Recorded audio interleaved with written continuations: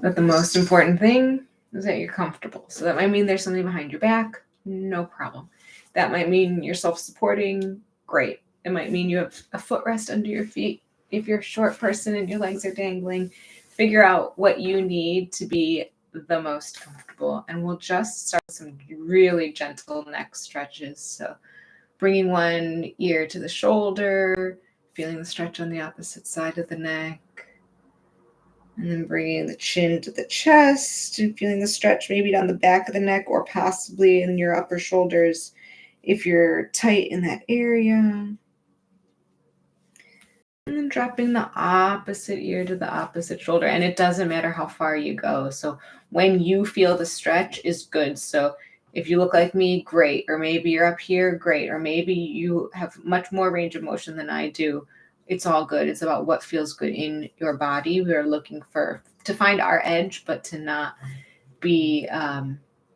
go too far. And then we'll look up. And with this one, we're thinking about getting a tall sternum, a tall spine, a tall neck. So instead of like cranking down into the neck, thinking about lifting the head and then looking up towards the ceiling. And if this is hard to feel, think about touching your teeth together. Maybe you'll feel it down the front of the neck, or maybe you feel it a little bit in the back of the shoulders. And then we'll do that whole series again. So bringing one ear to one shoulder and breathing here, letting it feel comfortable, letting yourself find the exact amount that feels really good to you. And then chin to the chest, breathing here. And then the opposite ear to the opposite shoulder. And then looking up towards the ceiling. And from here, we'll move into a few seated cat-cows. So cow pose, we think about bringing our chest forward and arching the spine a little bit. And then for cat pose, we think about tucking the chin and rounding the spine like a Halloween cat. And you can move as fast or as slow as you like. There's no award for doing this quickly. So take your time. And then if it feels good, you can match this to your breath. Inhaling into one pose and then exhaling into the other pose. Just getting some movement into the spine. Especially if you've been sitting for a lot of the day. We do a lot in a hunched over position if we're driving or shopping or on our phone. We don't do as much with this extension position, arching the spine back, looking up towards the ceiling. And then we'll do one more set. So however slow or fast, however big or small feels good in your body. And then we'll come back to our nice, tall, comfortable position, taking your time. And then if you have any other movements that would feel good in your body before we sit for about 15 minutes, this is a good time to do them. So you might want to roll out the wrists or shrug the shoulders. Or some people like to twist and look over one shoulder and then look over the other. Maybe you scan the body a little bit and say, okay, where am I tight? Where am I tense? Where do I need to wiggle and move and shake? Or am I even, right? Sometimes we put more weight on one hip than the other hip, and we don't even realize it until we're really paying attention. And then once you feel like, okay, I feel good, I feel ready, you can close your eyes. And if that's not accessible for you today, no worries, you can lower the gaze. You can make your eyes go a little bit fuzzy. Anything to kind of block off the distractions of the rest of the world so that we can focus on our breathing, on our body, on how we feel in this moment today. And we try to observe without judgment. And I know that's super hard. But we just say, oh, this is a feeling. This is an emotion. This is a sensation. And we know that all of our feelings, all of our emotions, all of our sensations are temporary. And so I'll invite you to focus on the breath, wherever it is. You don't have to change it. Maybe your breath is very quiet today. Maybe it's very shallow. Maybe you can feel the breath in your chest. Maybe you can feel the breath on your upper lip as it comes in. It's cool. And as you exhale, the breath is warm. Maybe you feel the breath in your side ribs and in your back ribs.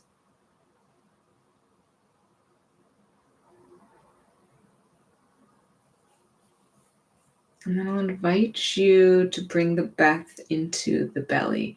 And again, these don't have to be huge breaths, just invite the belly to participate. So inhale, let the belly rise. And exhale, let the belly fall. And we'll start with 5 breaths like that. So inhale, belly rise. And exhale, belly falls. And we'll count that as 5.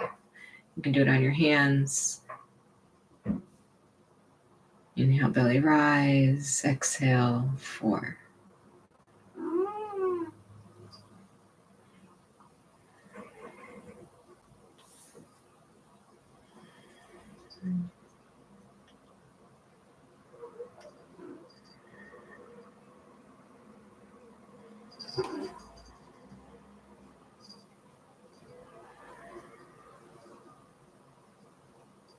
And then maybe you've made it to 1 and maybe you haven't, and that's not really the point.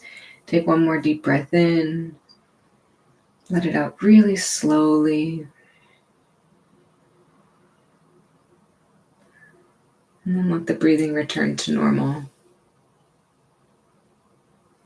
In and out through the nose where you can. Checking in, how do I feel emotionally? Is there an emotion I can attach to how I'm feeling right now? And ask yourself, how am I feeling physically? Is there any part of my body that is uncomfortable that I have some power to ease or relax or mindfully move? Sometimes we're like, oh, my elbow really hurts. And then we realize, oh, it's on something hard. I could mindfully adjust that and it can be better. I can make it better for myself. And then if you have an intention that you'd like to set, so something you want to draw more of into your life, peace or tranquility or patience or self-love, let's set those intentions, sending them out into the universe. It's nice to set these in present tense as if they've already happened. I am a peaceful person. You can use this as a mantra. I am a peaceful person. Or I love myself very much. I love myself very much. I have patience with all things, or anything that comes to your mind, because the first thing that comes to you is probably the right thing. So send it off. And take a deep breath in and let it go with an audible sigh, maybe out the mouth.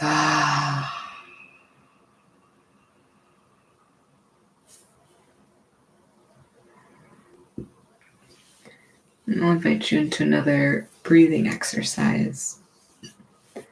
We'll do some box breathing, which is really helpful in reducing inflammation and helping to put us into the rest and digest mindset. So you can have the sides of your box be any length that you like.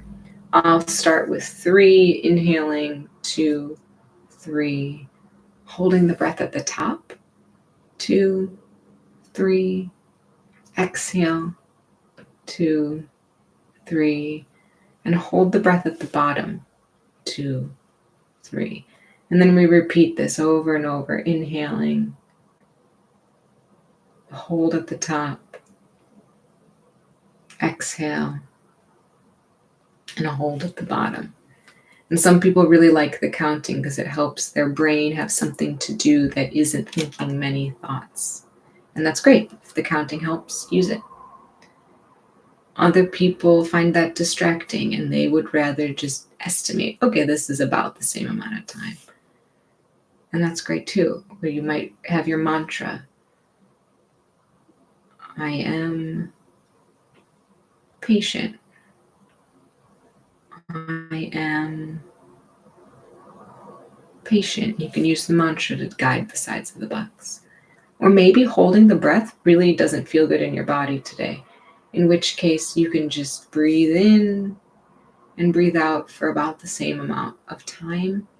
And focusing on the breath, you're still going to get those benefits. We don't want you to be uncomfortable. We don't want you to have any kind of panic response. So if it doesn't feel good, try it. You say, it's not for me today. That's okay. Modify.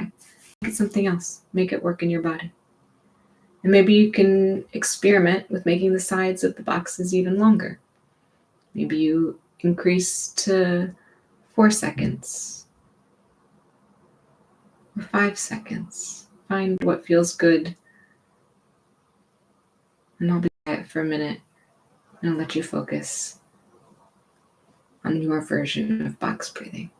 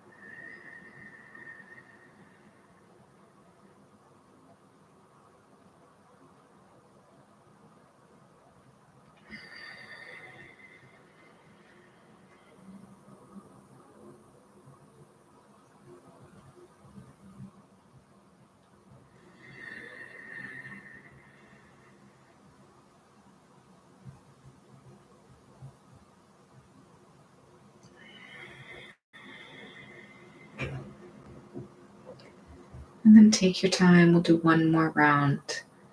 Inhaling, holding the breath at the top. Exhaling, and then holding the breath out. This time hold it out for as long as feels comfortable. And when you feel that air hunger, you feel that urge to breathe, take that breath in nice and slowly and gently, and then let the breathing return to normal. In and out through the nose where you can. And then once again, scanning the body and see, is there anywhere that is holding tension? Can I relax my hands a little bit more, or my feet? Did my shoulders come up? Can I roll them back and down and feel a little more ease? Are my teeth touching? Can I unclench my jaw, give a little wiggle, and make the tension in my temples a little bit less? A lot of it's just about noticing.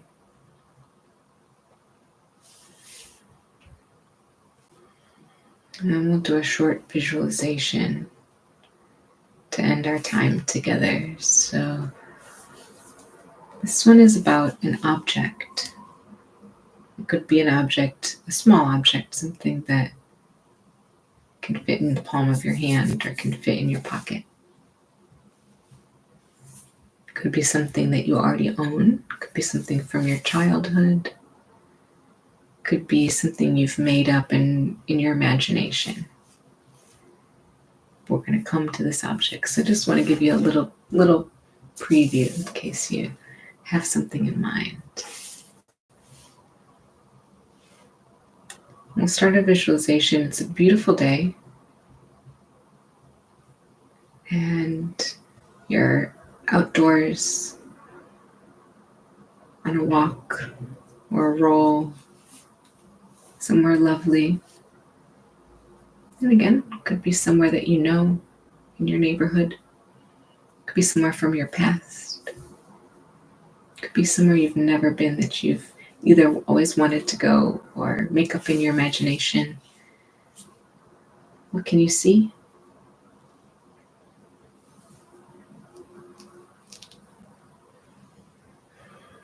What can you hear? What kind of noises are happening around you? Could be something loud or something very soft and subtle.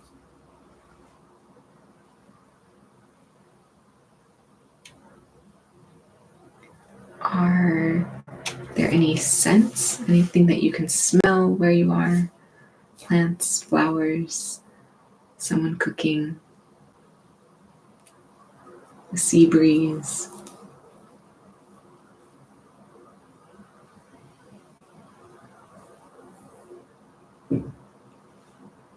And then what can you feel? What kind of terrain are you on?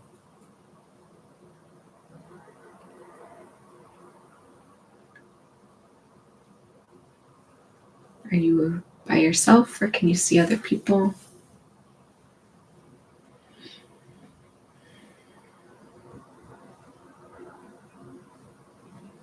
And then you come upon a rock or a ledge, and there's a small item. It's a very special item. It's calling to you. At first you see it from a distance, and then you come up to this item,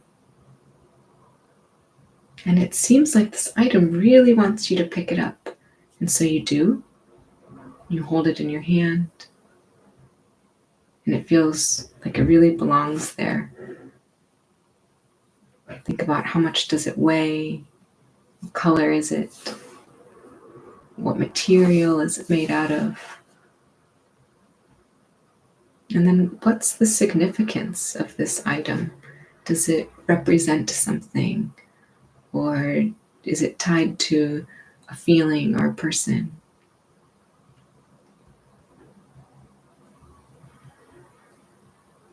How does it feel in your hand?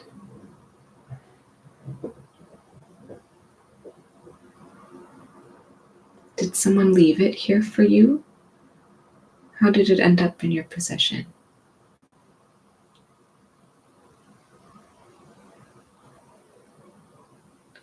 You know this item is meant for you, and so you take it, you put it in your pocket or you put it in your bag, and you can feel this item's presence. The item feels like it means something. It's going to help you on your path. It's going to maybe act as a signpost or act as a bit of comfort. So even though it's tucked away, you can still have it in your mind's eye. And you carry on with your walk, with your stroll, with your roll. And when you get back home, take out the item and you find a very special place for it so that it can work its magic. So think about where might have pride of place. In your mind's eye, set it there.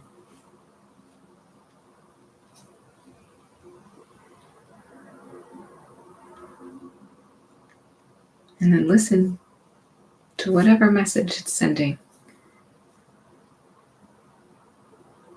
Maybe it ties back in with your intention. Maybe it doesn't.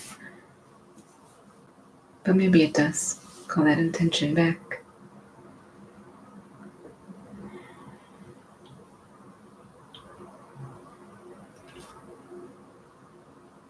And we'll end with 3 big breaths into the belly, the ribs, the chest.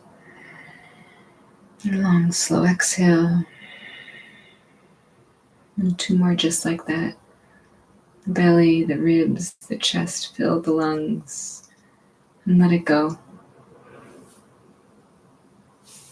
And at the end of your next exhale, take your time. There's no rush. If your eyes are closed, you can open your eyes.